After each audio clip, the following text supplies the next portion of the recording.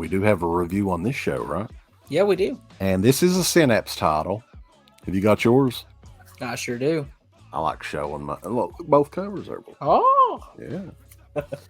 So the deluxe treatment, they kind of Synapse just like announced this one out of the blue. It's kind of what they do. Like they announce these titles and they go up for sale that day. I think they debuted this one at a convention. Yeah, Cinema Wasteland this year. Yeah. And then it went for like the next Monday. It was on sale online or something like that. So I think that's cool how they release these. Now, Amando de Ossorio, I'm from Eastern Kentucky, so I can pronounce it any way I want. From 1972, Tombs of the Blind Dead. It had been many years, like I was telling you. I think Blue Underground released like a box set of this. They did, and they also released all of them individually on DVD as well. Yeah, I remember the box set because the box set was the first like coffin case edition that I can think of. And it's kind of interesting that Synapse, I don't know if they must not own the other ones or what, but yeah, there was a total like 4 of them. There's 4 in total. Yeah, you've got, of course, Tombs of the Blind Dead, Return of the Evil Dead, The Ghost Galleon, and then Night of the Seagulls, which I think Blue Underground, as of right now, from what I heard, still have the rights to Return of the Evil Dead, The Ghost Galleon, but Shout Factory, a.k.a. Scam Factory, they have Night of the Seagulls right now still. Of course. They have to ruin everything. Yep. When was the first time you heard about this movie, though? This was the debut. This was 1972, very early on in the zombie genre. I found out about it. I don't know. I think you're familiar with them. The Grindhouse Video. They just moved to Knoxville this year. Back when they were still in Tampa, I want to say about 3 or 4 years ago, they had a huge Blue Underground sale, and it was around the time when that Blu-ray 4K restoration of Maniac had came out. House by the Cemetery and New York Ripper had all came out. And I bought all 3 of those movies, and I was looking on their website because it was like a minimum like $100 to get free shipping. And I'm like, oh crap, I need to find something, cheap just to get it to $100. Well, I came across the Blue Underground DVD of Tombs of the Blind Dead, and I just saw the cover and I was like, wait a second. I've kind of seen these kind of, monk looking zombie things for a while. So I kept looking on there, seeing if there was any more, and sure enough, there was the rest of them except for Night of the Seagull. So I added all of them to my cart, bought it. A couple weeks later, showed up, and I kind of fell in love with it kind of ever since. Yeah, so you've been a fan for a little while. For me, I mean, I think Uncle Bill had the first one, if I'm not mistaken. We watched it together years ago. Mm-hmm. These movies I've never owned. I think I may have 1 or 2 on VHS. So it was cool to get a deluxe edition of this, and it's kind of the ultimate edition because they've got like a hybrid cut that includes the US, like the theatrical US, which is the dubbed version, and then all the scenes that were cut out of the US in the Spanish version, right? Yeah, there is the Spanish version, which is, in my opinion, the best way to watch is either the Spanish version or Synapse's hybrid version. The US version, it makes it a totally different movie, and it doesn't make a whole lot more sense, and a lot more stuff is cut out of that movie. And it just makes it weird. And that's one thing I hate when it comes to these foreign films. When they come to the US, they either get butchered, or in this case, this movie, on top of getting butchered, they also get their name changed, which the US title for this was The Revenge of Planet of the Apes. Yeah, like I guess they thought they were being like really fucking like smart, because they had like just this, it was like this added on narration in the very beginning that kind of connects this movie to Planet of the Apes. Now, that's a stretch. Oh, it really is. And I'm surprised they didn't get sued for doing that. But hey, this was kind of back in the day. It was the wild, wild west back then. But this is a 3-disc edition, so it includes everything. I mean, you get the US theatrical version on disc 2. And they have an audio CD tribute to the Templars that was created exclusively for the limited edition, containing music inspired by Tombs of the Blind Dead. So it's not necessarily the soundtrack, which may be owned by someone, may they may have not got rights to it or something. It's never came out physically, as far as I have been able to find. It's never came out on vinyl, CD. The Zoltan CD that's on this, Zoltan actually did release a vinyl of all the music from it years ago, and you can still find copies of it occasionally for, decent price, like 25, 40 bucks, depending on if it's sealed and stuff. But as far as like the official music from this, no, it has never seen the light of day. That's so odd. I wonder if like the source material is gone or something. I don't know where it's at. I'm thinking either that, or it's kind of like where Chainsaw, how pretty much from my understanding, the music was put to the film as well. So there's not like a separate, master for it. So I'm kind of thinking that's more of like what probably happened in this case. You want to talk about the movie itself real quick? It's kind of a basic plot here. I mean, I don't know if there's like, was the couple in the beginning, were they swingers or something or what? Or the guy was just completely like I don't know, he's kind of like a man whore or something. That was bizarre. So yeah, in the beginning, there's a character named Roger and Virginia, and they're at like this kind of resort, and they're, I guess, going to some sort of like villa or something. And out of the blue shows up this woman named Betty. Well, come to find out when you're watching the film, two things. One, Roger is messing around with Betty behind Virginia's back, but Betty and Virginia were like lesbian kind of lovers at one point, apparently. So, okay. I mean, why not just solve it all, have a threesome? There you go.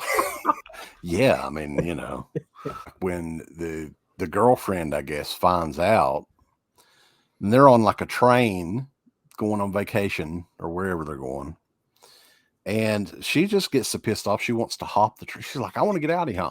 Let's go. And she wants to stop, and they won't stop for her. So she just decides to hop off the damn train. While it's moving. Yeah. And what's funny is it actually shows her hopping off the train when the train is moving, right? But it's moving extremely slow. Like so 5 miles an hour, if that. You catch on to it. Yeah, they may be somebody, may have been like a one-piece deal where they're just pushing it. It's moving so damn slow. And then like she finds herself in this like ancient, like old graveyards, and with temples and just ruins and shit. And out of the blue, just decide, I mean, it's nighttime. I guess she's sleepy and wants to fucking go. Who the fuck would sleep there? I don't know, but I mean, on top of sleeping there, first off, she makes herself a nice little fire. Then she curls up in her little, blanket that she has. Then she turns her radio on at full blast, smokes a cigarette, and then pulls out a book. I'm like, Jesus, this woman multitasking or what? Yeah.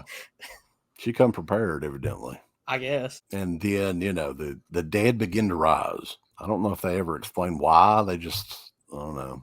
I think it's part of like the land or something. If someone disturbs the land, from my understanding, they just come out of the ground. And the fact too that she's blasting that music too, they kind of know exactly where she's at.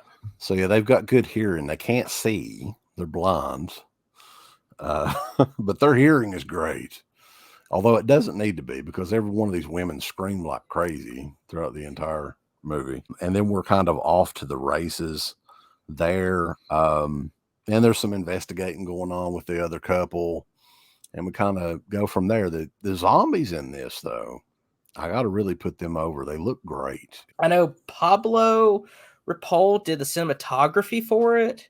And I mean, there's some killer shots, especially when you see the Templars like on horseback. Those are some beautiful shots with the landscape behind them and the sky. But as far as the zombies, if you had mentioned to Amando de Ossorio that, oh, these are great looking zombies, he probably would have been pissed at you, because he described them as vampire mummies, pretty much. He didn't like the term zombie for some reason. I don't know why, but he didn't. Well, I mean, it is slightly different take, I guess, on the zombie. Like these guys were Satan worshipers, right? From the Knights of the Templar, and they kind of give a little bit of a backstory on that. There's a crazy scene where they're like lashing out on this, this young lady. The movie, though, I mean, it does really have a good creepy atmosphere to it.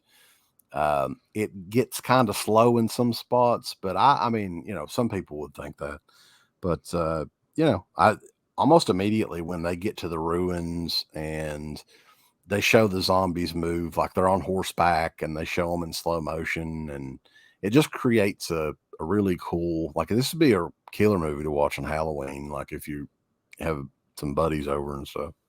Oh yeah, definitely, crack open a couple beers or something, just watch this movie. It is kind of a slow paced movie, so if you're not into slow paced type films, I do warn people, hey, you may not want to watch it, but I don't mind slow paced stuff. I mean, I watch everything, Hammer to stuff like this, so it doesn't bother me, the pacing. No. I mean, I had fun with it. I think the cast is really dumb too, and that kind of helps. Like, they're really fucking stupid people. They just are, the main three especially. If you're into, early era, like this is similar to like Italian horror, I think. Yeah, kind of. In a lot of ways. Has that vibe to it. And the transfer, man, on this, oh my God. I couldn't believe that the source material was still there for them to do that good of a job on it. I mean, Synapse, most of the time, almost 99, maybe close to 100% of the time, does a bang up job on all their releases. But I was really kind of shocked with this one. Give us the thumbs up. Up your butt. Like, subscribe. And if you subscribe, here's something else you can do. Once you subscribe, you can click the bell notification, right? And it'll notify you anytime that Dead Pit puts up new shit. Or don't. I really don't give a if you do. I want you to. I don't care. Let's keep our community growing here on YouTube. I don't like it. I don't want you to do nothing. Listen, they need to do that, pal. No, don't you dare touch it. Thumbs up. Subscribe. And click that bell. For this video officially, it's Oak Curlyjaws has a message for you. Go on over to shop.deadpit.com and go look at their Teen Public store right now. You got some new shirts like the Oak Curlyjaws official t-shirt, which is brutal and badass. You got the Yummy Gummy shirt with the captain himself on the shirt. You got Uncle Bill's face on a fucking shirt. You got the Final Girl shirt. You got all these shirts over at shop.deadpit.com.